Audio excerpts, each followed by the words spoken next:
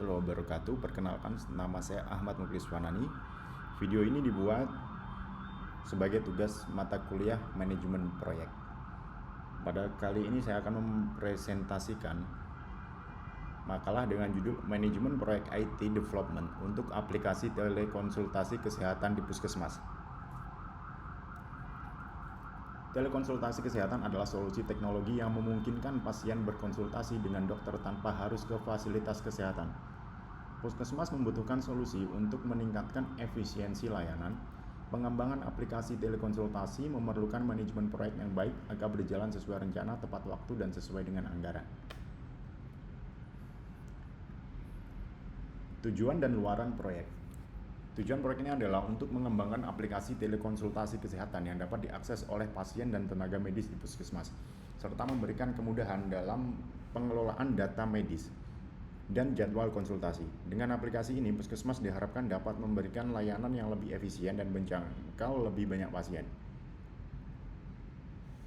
Luaran dari proyek ini adalah sebuah aplikasi telekonsultasi yang dapat diakses baik melalui website maupun aplikasi mobile. Sistem manajemen untuk tenaga medis dan admin puskesmas. Yang ketiga yaitu pengelolaan rekam medis digital yang aman dan terintegrasi. Ruang lingkup proyek, yakni yang pertama yaitu mengembangkan aplikasi untuk pasien dan tenaga medis. Kedua, pengelolaan jadwal dokter dan konsultasi. Ketiga yaitu integrasi sistem rekam medis elektronik. Yang keempat, pelatihan pengguna, yakni di sini pengguna adalah pasien, dokter, dan juga admin puskesmas. Selanjutnya yaitu pemeliharaan dan dukungan teknis pasca peluncuran dari aplikasi ini sendiri. Rancangan implementasi proyek.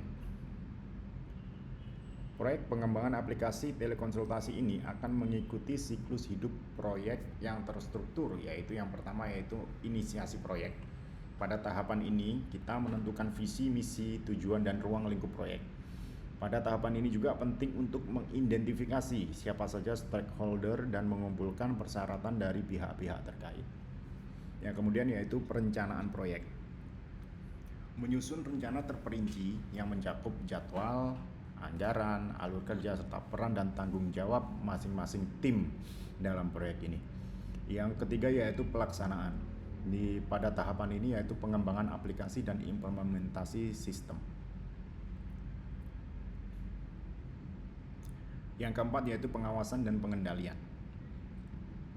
Pada tahapan ini adalah tahapan untuk memantau kemajuan dari proyek, menangani masalah-masalah yang muncul, dan memastikan bahwa proyek berjalan sesuai dengan rencana. Yang selanjutnya yang terakhir yaitu penutupan proyek. Menyelesaikan seluruh aktivitas proyek, mengevaluasi hasil, dan melakukan perbaikan untuk proyek selanjutnya. Metodologi pengembangan. Metodologi yang digunakan dalam pengembangan aplikasi ini adalah Agile. Pendekatan Agile memungkinkan proyek untuk berkembang secara iteratif dengan umpan balik yang cepat dari para stakeholder, sehingga aplikasi yang dibangun dapat memenuhi kebutuhan pengguna secara lebih fleksibel dan adaptif. Tahapan-tahapan dalam metodologi ini yaitu pertama sprint planning. Di sini kita akan merencanakan sprint. Setiap fase proyek akan kita bagi menjadi sprint-sprint yang berlangsung selama 2 minggu. Yang kedua yaitu daily stand up. Di sini adalah rapat harian untuk memantau kemajuan setiap anggota tim dan mengidentifikasi hambatan apa saja yang dihadapi tiap tim, dan kita diskusikan di sini untuk kita carikan solusinya. Selanjutnya yaitu sprint review dan retrospektif. Setelah step sprint, tim akan mengevaluasi hasil yang dicapai dan merencanakan sprint berikutnya. Berdasarkan hasil evaluasi inilah kita akan merencanakan sprint berikutnya supaya tidak ada kendala-kendala atau masalah yang terulang. Manajemen risiko. Manajemen risiko adalah hal yang tidak bisa kita abaikan dalam sebuah proyek pengembangan aplikasi. Beberapa risiko yang mungkin terjadi dan bagaimana cara kita memitigasinya. Kemungkinan risiko yang pertama yaitu keterlambatan pengembangan atau molornya waktu pengembangan. Risiko ini dapat diminimalisir dengan perencanaan yang matang dan pemantauan proyek secara berkala dan ketat. Yang kedua yaitu kesulitan dalam integrasi sistem. Hal yang bisa kita lakukan untuk menghindari ini yaitu dengan cara membuat prototipe awal dan melakukan uji coba integrasi sistem secara bertahap. Jadi tidak langsung integrasikan semuanya, tapi secara bertahap. Yang ketiga yaitu perubahan persyaratan.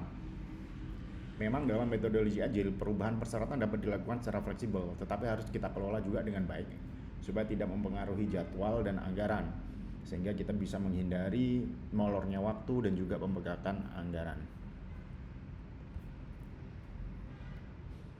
Strategi keberhasilan dalam proyek, yaitu yang pertama, keterlibatan stakeholder. Stakeholder adalah salah satu kunci keberhasilan proyek. Stakeholder utama dalam proyek kita saat ini yaitu yang pertama, institusi puskesmas. Sebagai pengguna utama aplikasi, puskesmas harus terlibat dalam setiap tahapan proyek, mulai dari analisis kebutuhan hingga uji coba sistem. Kemudian dokter dan tenaga medis akan menggunakan aplikasi untuk melakukan konsultasi, harus diberi pelatihan dan dukungan teknis yang memadai. User selanjutnya yaitu pasien sebagai pengguna aplikasi juga harus kita berikan pengalaman yang mudah dan nyaman dalam penggunaan aplikasi. Kemudian yaitu manajemen waktu. Pengelolaan waktu yang baik sangat penting agar proyek selesai sesuai dengan jadwal yang telah disusun. Salah satu cara untuk memastikan proyek tepat waktu adalah dengan menggunakan Gantt chart untuk merencanakan, memantau setiap tahapan proyek secara terperinci. Setiap fase akan memiliki milestone yang jelas dan tenggat waktu yang harus dipenuhi. Jadi dengan penggunaan Gantt chart, project manager akan dengan mudah untuk memantau progres tiap-tiap pengerjaan dalam proyek ini. Yang ketiga yaitu pengujian dan umpan balik. Pengujian aplikasi dilakukan secara bertahap mulai dari uji fungsional hingga uji penggunaan. Uji coba dilakukan dengan melibatkan pengguna dari puskesmas dan beberapa pasien untuk mendapatkan umpan balik yang berguna dalam penyempurnaan aplikasi. Berikut adalah timeline dari proyek. Yang pertama yaitu inisiasi proyek. Kita estimasi waktu 1 bulan, perencanaan dan analisa kebutuhan ini memakan waktu 2 bulan. Yang kemudian dilanjut dengan mendesain sistem. Sistem didesain selama 2 bulan, mendesain sesuai dengan perencanaan dan analisa kebutuhan sebelumnya.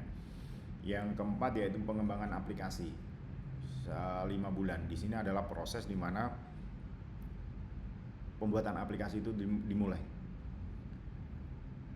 Selanjutnya yaitu uji coba dan perbaikan selama 1 bulan, dan kemudian kita luncurkan dan pemeliharaan dalam waktu 1 bulan.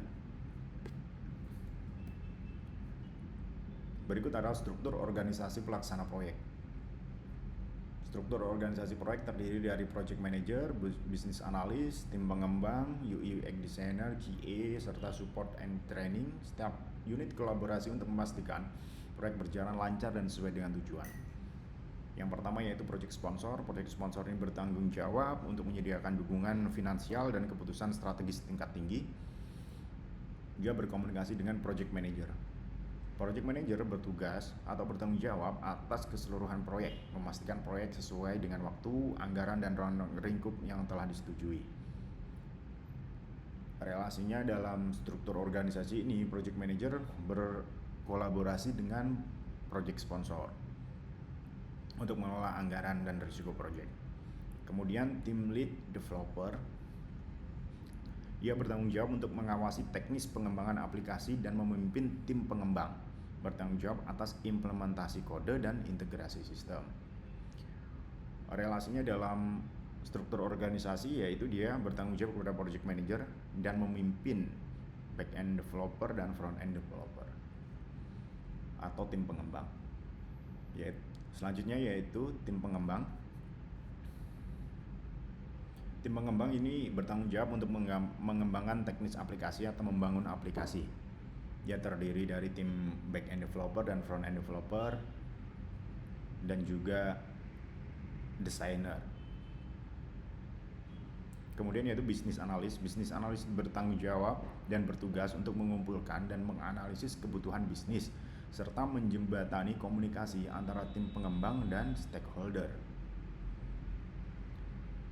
Business analyst ini relasinya dalam struktur, dia bertanggung jawab atau melapor kepada project manager dan bekerja sama secara erat dengan tim pengembang dan UI UX designer.